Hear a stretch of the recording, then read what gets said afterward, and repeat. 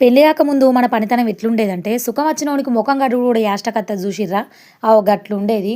కానీ ఇప్పుడు మాత్రము ఇగ ముఖం కడగడానికి కూడా గంత టైం ఉంటలేదన్నట్టు.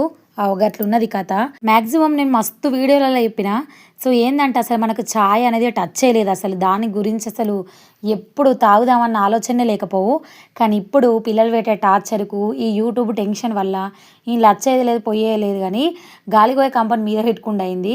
ఎందుకంటే అదొక టెన్షన్‌లాగా తయారైపోయింది. యూట్యూబ్ స్టార్ట్ చేయాలంటే ఒక ముచ్చటనైతే పక్కా గుర్తుపెట్టుకోవాలి. ఏందంటే దాని మీద మనకు స్పెండ్ చేసేంత టైం ఉన్నదా లేదా?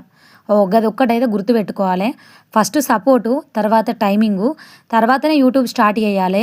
ఇక నాలాగా మధ్యలో స్టార్ట్ చేసిర్రనుకో, అమాసకోసారి, పుణ్యానికోసారి వీడియోలు పెట్టుడు అయితది. వాటిని పోస్ట్ చేసుడు అయితది. ఇక అవి వ్యూస్ పోవు, మన్ను పోవు. అందుకోసమనే వీడియో కోసం మనకు మన డేలో ఖచ్చితంగా టైం ఉండేటట్టు చూసుకోవాలి. నెక్స్ట్ ఇంకోటేందంటే అది ఆలోచించడానికి, కంటెంట్ ఆలోచించడానికి మన మైండ్ ఉన్నది గానీ, పట్టుకోవడానికి మనకి ఎనక సపోర్ట్ ఎవరైనా ఉండాలి పిల్లలుంటే.